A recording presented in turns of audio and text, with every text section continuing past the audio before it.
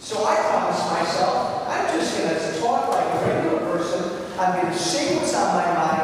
I'm going to just try to always say the truth in the way I go. And I've done that. But because I do that, because I'm out all the time, because I always have friends with cameras with me, Joe Walsh is always up there somewhere. So this last week, I said something in Elgin that I said probably 100 times before. 100 times before. We are in a war right now. One of the committees I sit on is Homeland Security. We are in a war right now against a, call it what you want to call it, against a radical strain of a religion, of Islam. You're wrong, Mr. Congressman. Do me a favor?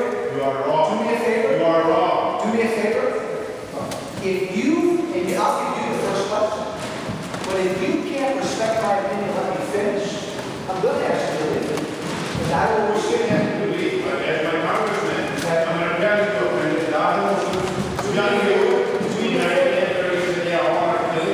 to do me a favor. Hold on. Let the man finish his thought. Let me finish my opinion, okay?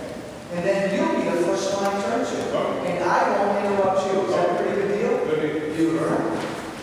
So, it's really simple. All God's children can get along if we just respect each other's opinions. Now, I believe that we are at war with a radical strain of Islam, which is trying to kill Americans and others over there and trying to kill Americans here. One thing we know,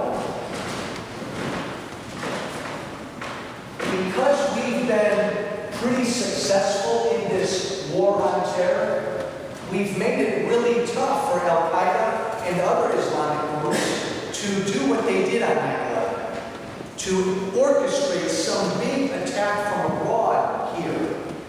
So what Al-Qaeda and some of these other groups have done, the administration knows, our intelligence tells us, they've altered their strategy.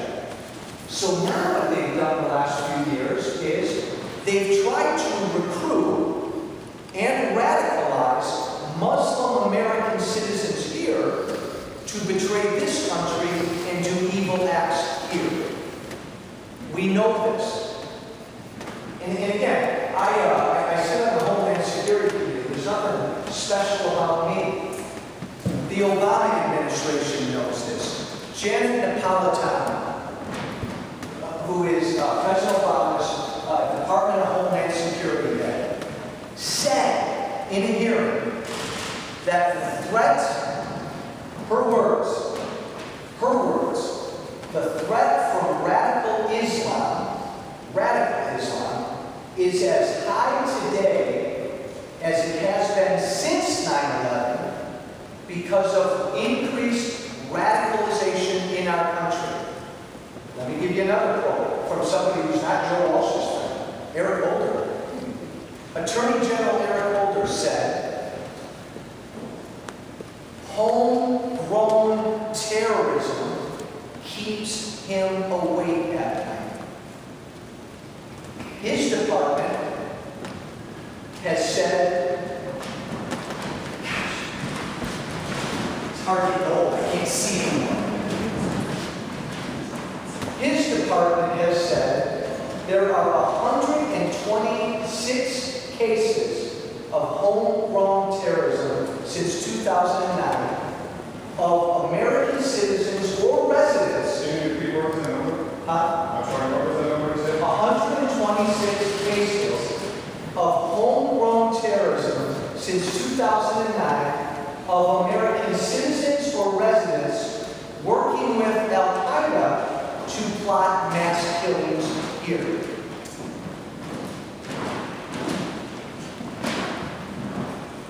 According to the Congressional Research Service, there have been 43 homegrown jihadist terrorist plots and attacks, literal plots and attacks since 9/11.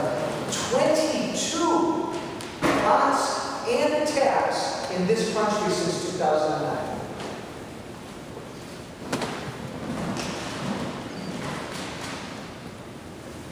It's a threat, not just my opinion.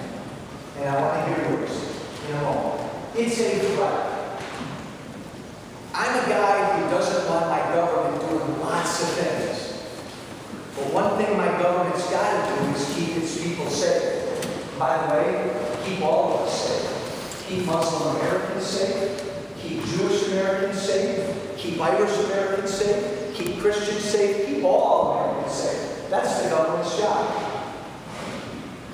And so if the government perceives a threat, it's got to go after it. So what I said the other night, I'll say tomorrow, and I'll say in a week. And you know what? I'll say what my chairman of my committee said. Chairman Peter King, who's chairman of Homeland Security, said, the vast majority of Muslim Americans in this country are patriotic, God-fearing, perfect citizen Americans. The vast majority.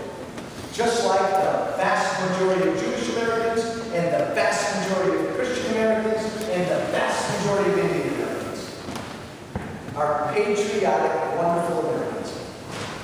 No one, I don't know of anyone who has said the opposite. There may be some people who say yes. It's not what I've said. But there's a radical fringe strain of Islam, which I think is trying to hijack a religion, give that religion a bad name, most importantly to me, kill Americans. And political correctness be damned. Number one job of our government is to keep us safe. And our government needs to do that, and we need to do that, and not worry about whose feelings we're hurting. And Muslim Americans in this country, pick your number, 99.9% of them are wonderful American citizens. You know who they should be upset with? That small fringe that's giving their religion a terrible name, and by the way, threatening them as well. I'll leave you with one final stat, and then I'll shut you. Pew did a poll last year. Reputable poll.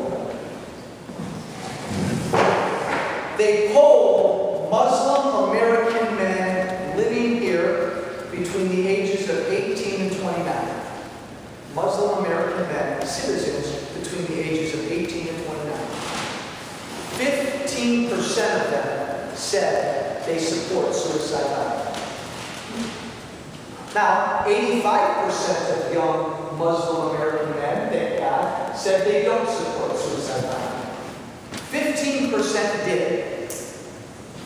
And I would argue it's those 15% that the evil killers around the world, Al-Qaeda and others, are here right now in this country trying to recruit and radicalize. Your government knows it goes on. From Obama to Holder to Napolitano to Walsh. We know it goes on throughout this country. We have to stop it. It's already killed Americans, and it will kill Americans again unless we do it. Final thought, and then I'll go to social.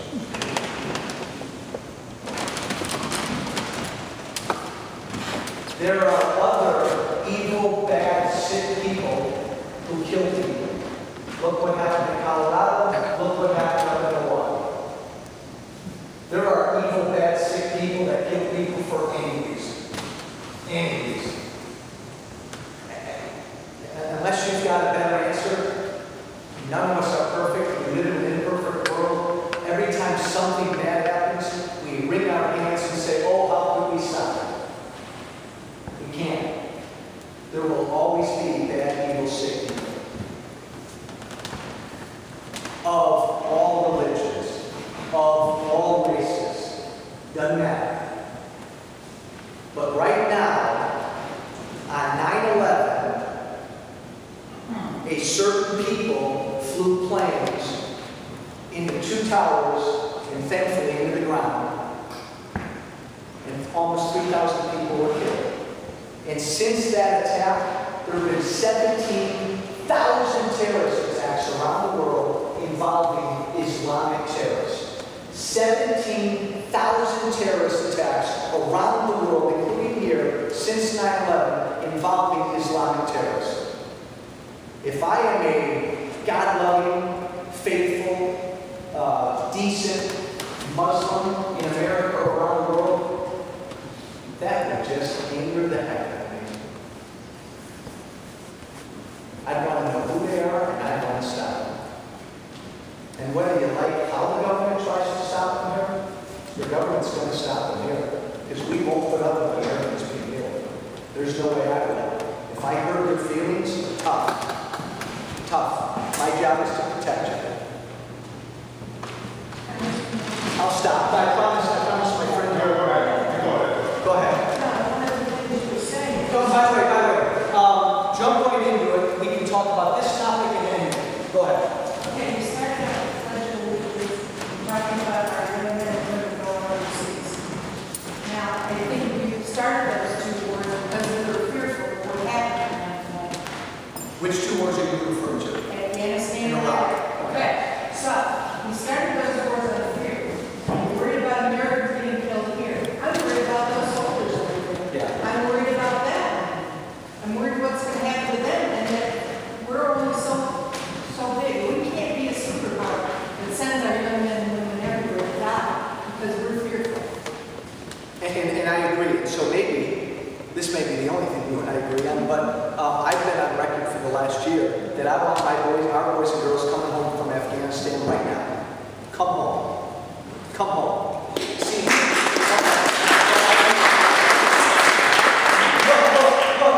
unlike the Obama administration, I believe there is a war on terror.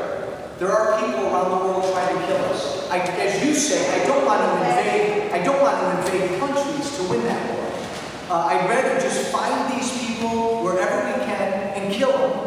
But I don't want to invade countries like Libya and Afghanistan. Syria, look what's going on in Syria. Do you want your country to invade Syria? I don't. We're sending drones out every day. We're sending drones out every day. I read a lot on both sides, a lot. our drone activities. By no means is America without that. In fact, I'm American, and I've always said I'm so proud to be one, and I still am. But I'm the daughter of a Marine in World War II. And like you said, I read the letter you got from Hoover where he fought the Japanese islands long after he was gone. And my husband's a Vietnam vet. And I didn't even understand what it was like until I read the book Battlefield. That probably laid out better than anything I can imagine. You can get close to what it's like. Fought in war, come back here and be treated the way he was. I agree. And like he said, there's nobody perfect in this room. Colleen, my wife, you're pretty close. There's nobody perfect in this room. There are no perfect countries. No. And in the United States, oh my God, a litany of our share of mistakes have been made over years. But generally, when we make mistakes, it's usually with the best of intentions. Usually. I don't think we purpose. I mean, look, war is ugly and bad and evil things happen in war. Sorry, but I think it was Richmond that sent it court. And that may be true, but you'd acknowledge that sometimes, like in World War II with Hitler, Stalin, and others, there are times where we have to. I agree.